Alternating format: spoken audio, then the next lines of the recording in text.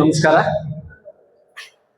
ಎಲ್ಲ ಆತ್ಮೀಯ ಸಹೋದ್ಯೋಗಿ ಮಿತ್ರರೇ, ಹಾಗೆ ಇವತ್ತಿನ ನನ್ನ ವಯೋನಿವೃತ್ತಿ ಕಾರ್ಯಕ್ರಮಕ್ಕೆ ಬಂದಿರತಕ್ಕಂತಹ ಬೇರೆ ಬೇರೆ ಕಾಲೇಜಿನ ಪ್ರಾಂಶುಪಾಲರುಗಳೇ, ಎಲ್ಲ ಆಡಳಿತ ಸಿಬ್ಬಂದಿ ವರ್ಗದವರೇ, ಹಾಗೆಯೇ ವಿವಿಧ ಇಲಾಖೆಗಳಲ್ಲಿ ಕಾರ್ಯನಿರ್ವಹಿಸಿರ್ತಕ್ಕಂತಹ ಎಲ್ಲ ನನ್ನ ಆತ್ಮೀಯ ವಿದ್ಯಾರ್ಥಿಗಳು ಬಂದಿದ್ದೀರಿ. ನನ್ನ ವಿದ್ಯಾರ್ಥಿಗಳೇ ಮತ್ತೆ ಎಲ್ಲ ಇತರೆ ಆತ್ಮೀಯ ಬಂಧುಗಳೇ, ಇವತ್ತು ಈಗಾಗಲೇ ಬಂದಿದ್ದಂಥ ಎಲ್ಲ ನನ್ನ ಆತ್ಮೀಯ ಸಹೋದ್ಯೋಗಿ ಮಿತ್ರರು ಸಾಕಷ್ಟು ಗುಣಗಾನ ಮಾಡಿದ್ದಾರೆ. ಬಹುಶಃ ಅವರು ಗುಣಗಾನ ಮಾಡಿದರು, ಬಹಳ ಸಂತೋಷ. ಆದರೆ ನಾನು ಹೇಳ್ತಕ್ಕಂಥದ್ದು ಇಷ್ಟೇ, ಯಾರೇ ಒಂದು ಜವಾಬ್ದಾರಿ ಇರತಕ್ಕಂಥವ್ರು ಅದು ಯಾವುದೇ ಕೆಲಸ ಆಗಿರಲಿ, ಅವ್ರ ಕೆಲಸನ ಅಚ್ಚುಕಟ್ಟಾಗಿ ಮಾಡಬೇಕಾಗಿರ್ತಕ್ಕಂಥದ್ದೇ ಬಹಳ ಮುಖ್ಯ. ಕಾಯಕವೇ ಕೈಲಾಸ ಅಂತ ಹೇಳ್ತೀವಿ ನಾವು. ನಾನು ಮೇಸ್ಟ್ರಾಗಿದ್ದಾಗ ಆ ಮೇಸ್ಟ್ರಾಗಿ ನಾನು ಏನು ಕೆಲಸ ಮಾಡಬೇಕಾಗಿದ್ದು ನಾನು ಮಾಡ್ತಾ ಇದ್ದೆ. ಅದು ಬಳಗನ ಸೃಷ್ಟಿ ಮಾಡಿದೆ, ಅದು ವಿದ್ಯಾರ್ಥಿ ಬಳಗನ. ಅದೇ ರೀತಿ 1/7/2019 ಒಂದು ಹಿರಿತನದ ಮೇಲೆ ನನಗೆ ಸಂಸ್ಥೆಯ ಮುಖ್ಯ ಜವಾಬ್ದಾರಿ ಪ್ರಾಂಶುಪಾಲರಾಗಿ ಅದು ನನಗೆ ಸಿಕ್ತ ಅವಕಾಶ ತಗೊಂಡೆ. ಅಲ್ಲಿ ಸಂಸ್ಥೆಯ ಮುಖ್ಯಸ್ಥನಾಗಿ ನನ್ನ ಕೆಲಸ ಏನು ಮಾಡಬೇಕು ನಾನು ಮಾಡಿದ್ದೀನಿ ಅಷ್ಟೇನೆ, ಅದು ಬಿಟ್ಟರೆ ಬೇರೆ ಏನೂ ಇಲ್ಲ.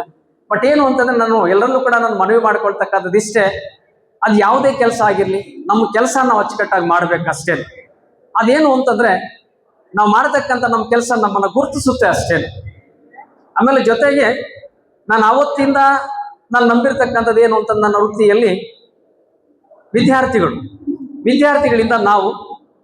ವಿದ್ಯಾರ್ಥಿಗಳಿಂದಾನೇ ಇಷ್ಟೆಲ್ಲ ಕೂಡ ಈ ಸಂಸ್ಥೆ ಎಸ್ಟಾಬ್ಲಿಷ್ಮೆಂಟ್ ಅಂತ ನಾವೇನು ಹೇಳ್ತೀವಿ, ವಿದ್ಯಾರ್ಥಿಗಳಿಂದ ಸಂಸ್ಥೆ ಇಲ್ಲ, ಮತ್ತೆ ನಾವುಗಳಿಲ್ಲ.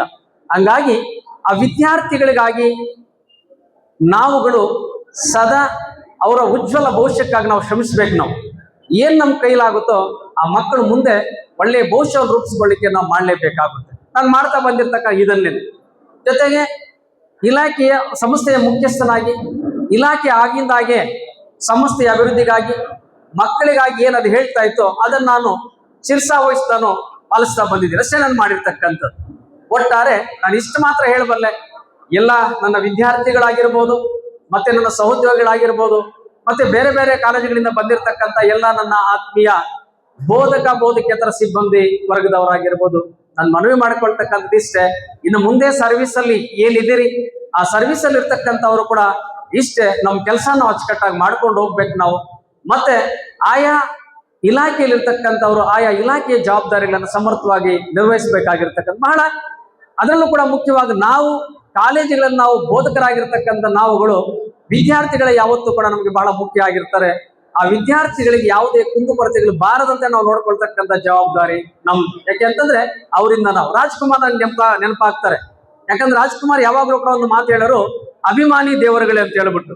ಯಾಕಂದ್ರೆ ಅವ್ರಿಗೆ ಅಭಿಮಾನಿಗಳ ದೇವರುಗಳು, ಆದ್ರೆ ನಮಗೆ ವಿದ್ಯಾರ್ಥಿಗಳ ನಿಜವಾಗ್ಲೂ ಕೂಡ ನಮಗೆ ದೇವರುಗಳು ನಮ್ಮ ಪಾಲಿಗೆ. ಇವತ್ತು ನಾನು ನೆಮ್ಮದಿಯಿಂದ ಭಗವಂತ, ನಾನು ಇಷ್ಟೇನೆ ನನ್ನ ಕೆಲಸ ನಾನು ಅಚ್ಚುಕಟ್ಟಾಗಿ ನನ್ನ ಆತ್ಮಸಾಕ್ಷಿಯಾಗಿ ನಾನು ನಿಭಾಯಿಸ್ತಾ ಬಂದಿದ್ದೀನಿ. ಯಾವುದಕ್ಕೂ ಭಗವಂತ ನನ್ನ ಕೊರತೆ ಕೊಟ್ಟಿಲ್ಲ. ಮುತ್ತಿನಂತ ಮೂವರ ಮಕ್ಕಳು, ಮತ್ತೆ ಎಲ್ಲಾ ರೀತಿಯಲ್ಲೂ ಕಷ್ಟ ಸುಖ ಆ ಎಲ್ಲ ಎರಡನ್ನು ಹಂಚ್ಕೊಳ್ತಕ್ಕಂತಹ ನನ್ನ ಮಡದಿ, ನನ್ನ ಹೆಂಡತಿ, ಅದು ನನಗೆ ಬಹಳ ಖುಷಿ.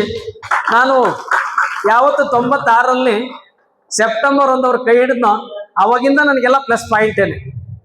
ಆಕ್ಚುಲ್ ಆಗಿ 96 ಏಪ್ರಿಲ್ ನನ್ನ ಎಂಗೇಜ್ಮೆಂಟ್ ಆಯಿತು. ನನಗೆ ಅಲ್ಲಿಂದಲೇ ಟರ್ನಿಂಗ್ ಪಾಯಿಂಟ್ ಅಂತ ಹೇಳ್ತೀನಿ ನಾನು. ಅವ್ರು ನನ್ನ ಫಿಕ್ಸ್ ಯಾವಾಗ ಆಯ್ತು ಅವಾಗಿಂದ ನನಗೆಲ್ಲ ಕೂಡ ನನ್ನ ರೈಟ್ ವೇನೇ ಇದೆ.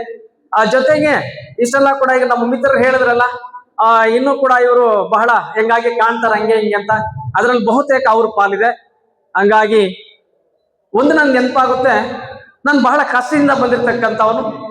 ಇವತ್ತು ನಾನು ನನ್ನ ಜನ್ಮ ಕೊಟ್ಟಂತ ತಂದೆ ತಾಯಿ ನಾನು ನೆನಪಿಸ್ಕೋಬೇಕು. ಮತ್ತೆ ತಂದೆ ತಾಯಿಗಳ ಜೊತೆಗೆ